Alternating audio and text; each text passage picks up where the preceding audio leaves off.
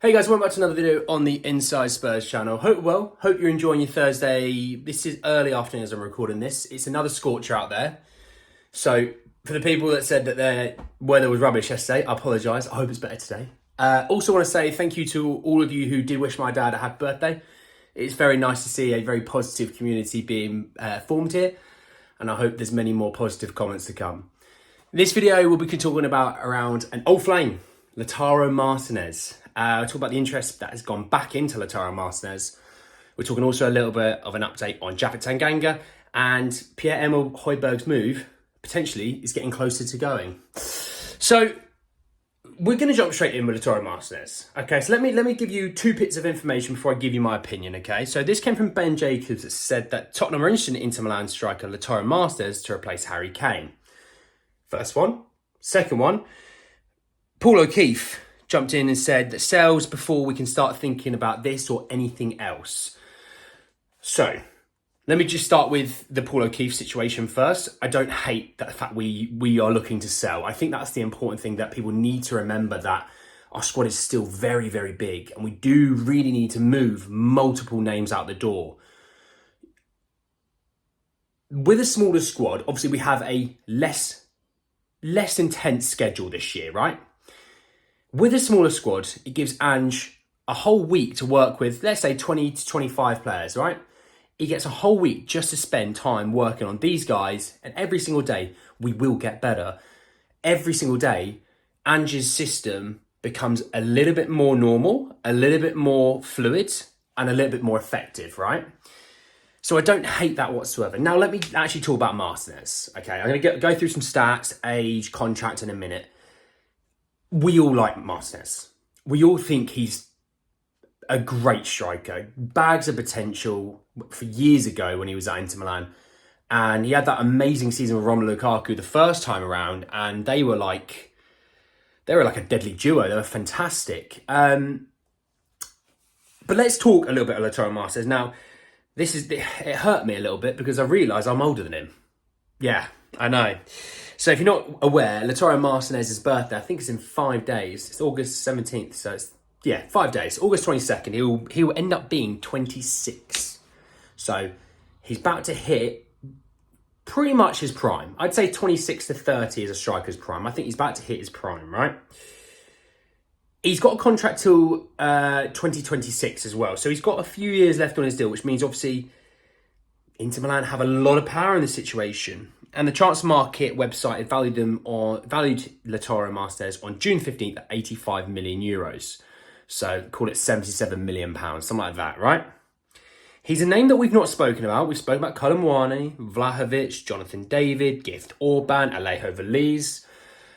Many names. I won't go through them all. But we haven't actually spoken about this guy because this is a brand new bit of news. So let's talk a little bit about his season last season. Now, with Lautaro, he can play as the out-and-out number 9. He can play as a 10, just off of the striker, like a shadow striker, okay? Last season, in all competitions, he played in 57 games. So a guy that, actually, injury-wise, was pretty good. He scored 28 and assisted 11. So he had 39 goal contributions across 57 games, okay? If you're not aware, Inter had a pretty decent year. I mean, yes, they maybe didn't win the Serie A, but they did get to the Champions League final. He was a key part of that team, a really, really key part of that team. You know, in the Serie A alone, he had 21 goals and 7 assists in 38 games. We're talking 28 in 38. So a guy who can link up play, a guy that can finish off a play, the guy that is quite fluid with how he can play, which is quite nice. I think it's early to say if Richie's rubbish, great, world-class, below average, right? We do need to give Richie a run of games. He hasn't actually had a run of games as our number 9. So I think with Richie, we'll probably see, into September, late September, and kind of say, look, he's had 5 or 6 games now. Where are we sitting after that 5 or 6 game window? Yes, Lautaro Martinez, let's be honest, is probably a little bit better than Richarlison. He's also going to probably cost 85, 90 million pounds. So you sit there on the other end of this video and you sit there and hit me in the comment section. Do you think he's worth 85, 90 million pounds? He's better than Vlahovic, so he's probably going to cost more than Vlahovic. Yes, he might be a few years older, but again, he is better. Would he cost the same 85, 90 million pounds as Colomwani? Probably, yeah. Maybe Colomwani gives you a bit more versatility, but Lautaro Martinez gives you more of a striker presence, okay? A guy who's more lethal in front of goal. So definitely something to keep an eye on in regards to Lautaro Martinez. But let's jump into two guys leaving. Let's start with Pierre-Emile Højbjerg. This came from Extra Blade, who said that Pierre-Emile Højbjerg is now close to a move to Atletico Madrid. I think I could probably speak for the majority of us and say we like Højbjerg. We like his energy. We like the fact that he's durable. We like the fact he's a bit of a leader. But I think a lot of us would say, but if we can get a good price, we should look to cash in and reinvest into the squad. He seems to have fallen down in the pecking order behind Skip and Pape Matar as well. He looks like he's probably behind Giovanni Lo Celso and, well, he's behind Rodrigo Bentancur. So if you think we've got Maddison, Basuma and Skip, they were your three that started last game, right?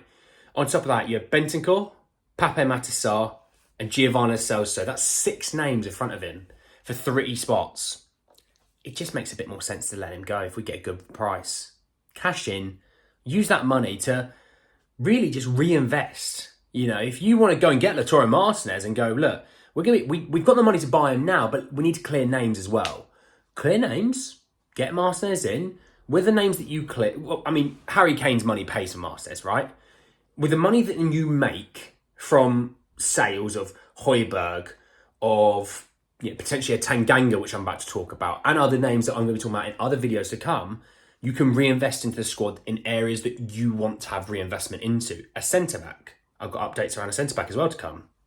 I'm busy. But yeah, that's just an update on Pierre-Emile Højbjerg. To Tanganga. Galatasaray again. I know. Galatasaray are among clubs interested in Tanganga. They want a loan plus an option. That came from Charlie Eccleshare in The Athletic. I just, this whole loan him out with an option to buy, surely he has a bit of a market that you can actually get some money for him. Or even this idea that he's going to go out on loan, he's going to smash it, he's going to come back and be our main centre-back or one of our 4 centre-backs. I'm going to be honest, I don't think he'll ever will be. He will be a player who offers you right back and centre-back cover. Ben Davies, but not as good. Yes, he may suit the system, but he's not good enough with the ball. You know, maybe you can coach them up, but he's fallen behind Sanchez, who we thought couldn't play with the ball, but he's fallen behind him easily. You know, Tanganga also has issues with injuries, you know. So if I'm us, I look at it as goes, he's probably never going to play for us. He's probably not going to be good enough for us. Get money now. Don't do this loan with an option.